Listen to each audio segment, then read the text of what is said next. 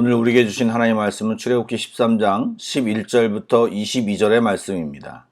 구약성경 102쪽입니다. 출애굽기 13장 11절부터 22절의 말씀을 드라마 바이블로 낭독합니다. 여호와께서 너와 네 조상에게 맹세하신 대로 너를 가나안 사람의 땅에 인도하시고 그 땅을 내게 주시거든 너는 태에서 처음 난 모든 것과 네게 있는 가축의 태에서 처음 난 것을 다 구별하여 여호와께 돌리라. 수컷은 여호와의 것이니라. 나귀의 첫 새끼는 다 어린 양으로 대속할 것이요 그렇게 하지 아니하려면 그 목을 꺾을 것이며 네 아들 중 처음 난 모든 자는 대속할지니라. 후일에 네 아들이 네게 묻기를 이것이 어찌 됨이냐 하거든 너는 그에게 이르기를 여호와께서 그 손의 권능으로 우리를 애굽에서 곧 종이 되었던 집에서 인도하여 내실세 그때 바로가 완악하여 우리를 보내지 아니하매 여호와께서 애굽 나라 가운데 처음 난 모든 것은 사람의 장자로부터 가축의 처음 난 것까지 다 죽이셨으므로 태에서 처음 난 모든 수컷들은 내가 여호와께 제사를 드려서 내 아들 중에 모든 처음 난 자를 다 대속하리니 이것이 내 손의 기호와 내 미간의 표가 되리라. 이는 여호와께서 그 손의 권능으로 우리를 애굽에서 인도하여 내셨음이니라 할지니라. 바로가 백성을 보낸 후에 블레셋 사람의 땅의 길은 가까울지라도 하나님이 그들을 그 길로 인도하지 아니하셨으니 이는 하나님이 말씀하시기를 이 백성이 전쟁을 하게 되면 마음을 돌이켜 애굽으로 돌아갈까 하셨습니다. 그러므로 하나님이 홍해의 광야 길로 돌려 백성을 인도하시매 이스라엘 자손이 애굽 땅에서 대열을 지어 나올 때에 모세가 요셉의 유고를 가졌으니 이는 요셉이 이스라엘 자손으로 단단히 맹세하게 하여 이르기를 하나님이 반드시 너희를 찾아오시리니 너희는 내 유고를 여기서 가지고 나가라 하였음이더라. 그들이 숫곳을 떠나서 광야 끝 에담에 장막을 치니 여호와께서 그들 앞에서 가시며 낮에는 구름 기둥으로 그들의 길을 인도하시고 밤에는 불기둥을 그들에게 비추사 낮이나 밤이나 진행하게 하시니 낮에는 구름 기둥 밤에는 불기둥이 백성 앞에서 떠나지 아니하니라.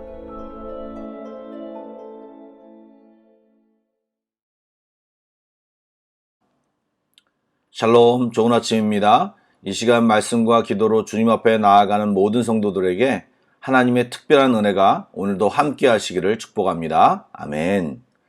어제 말씀에 이어 오늘 말씀 처음 부분에는 초태생, 즉 처음 태어난 것에 대한 이야기가 좀 더 설명되어 있습니다.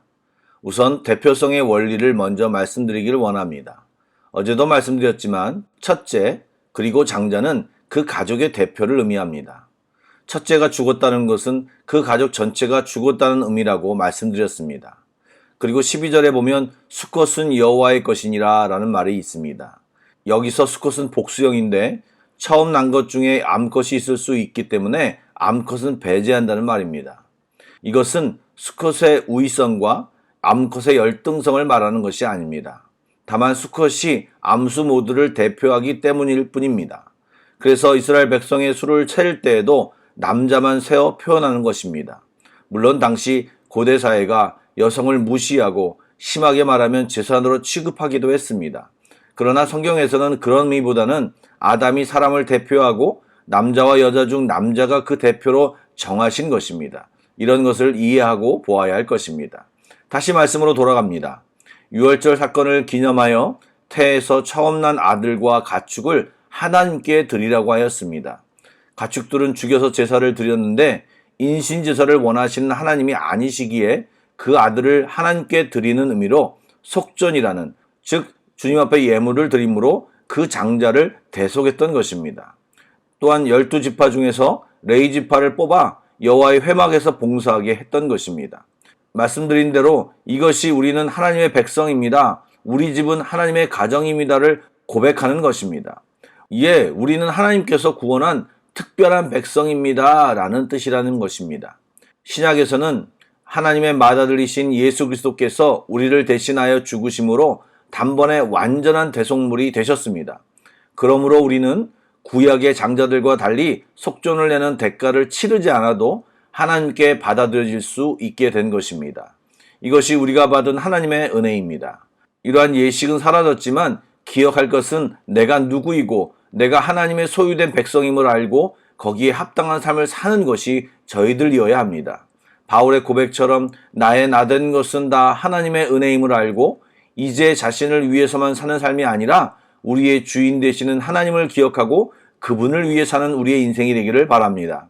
이것이 직장을 접고 가정을 접고 선교사가 되고 목사가 되라는 말이 아닙니다.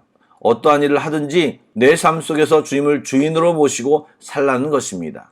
이렇게 되면 우리의 삶이 더 재미있고 풍성하고 즐겁게 살아갈 수 있는 것입니다.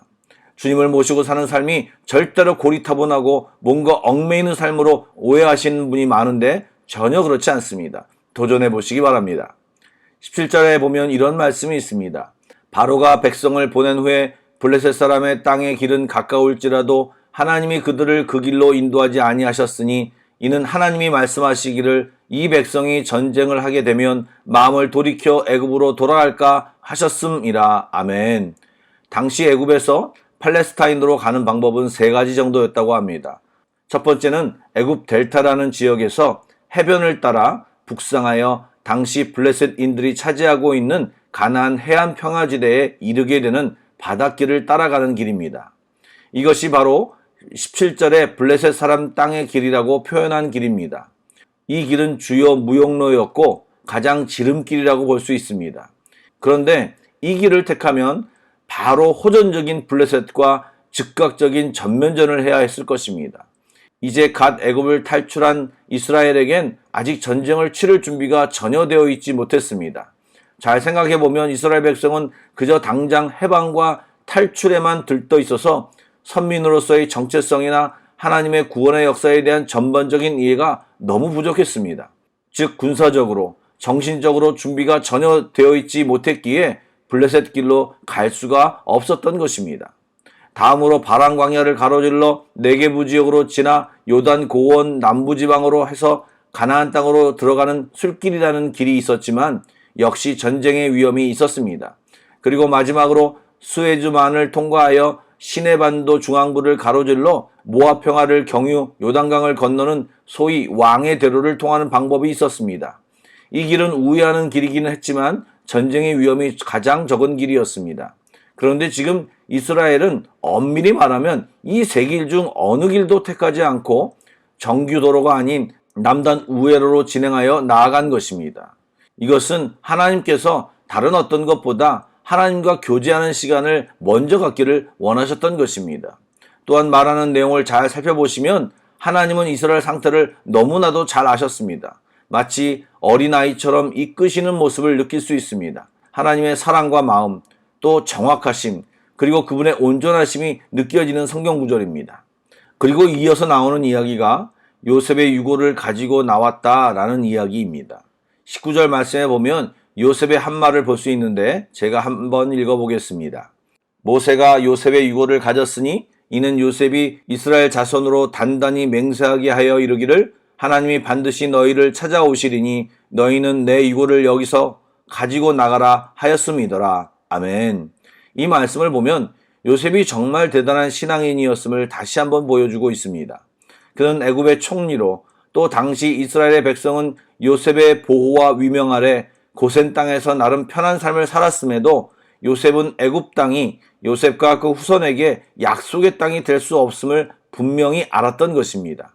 그래서 말씀해 보면 단단히 맹세하여 라고 표현했지만 이것을 직역하면 맹세케 하고 맹세케 하여 라는 문구로 요셉은 살아서는 약속의 땅에 들어갈 수 없는 처지임을 알고 죽어서라도 반드시 그 땅에 들어가고야 말겠다라고 하는 강한 의지를 표명하며 자손들에게 부탁했던 것입니다.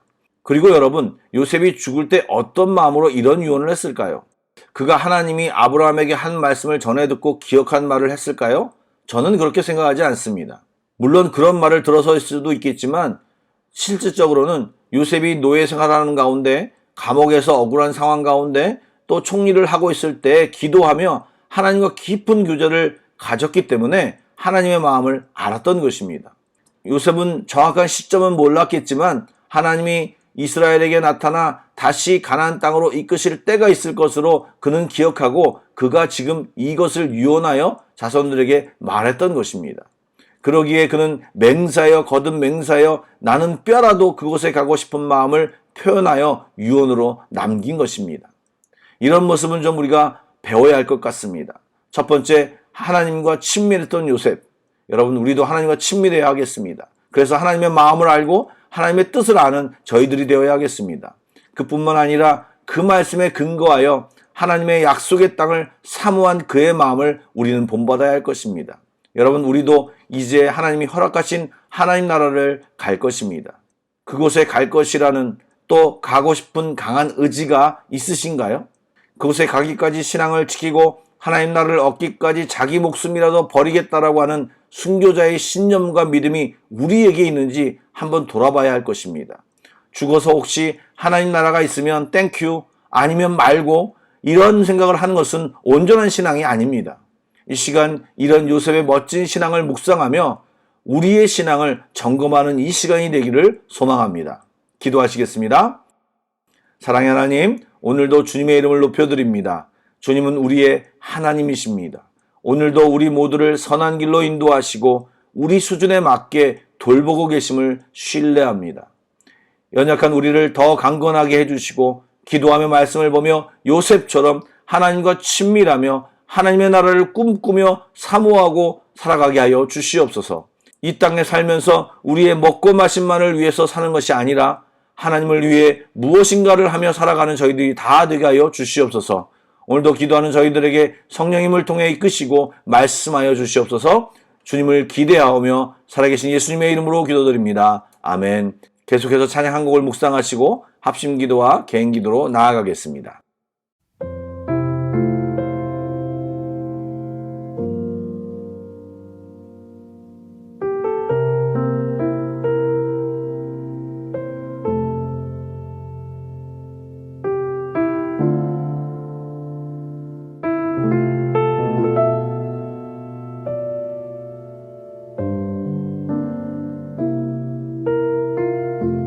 나의 나 된 것은 은혜라 지금까지 주의 은혜라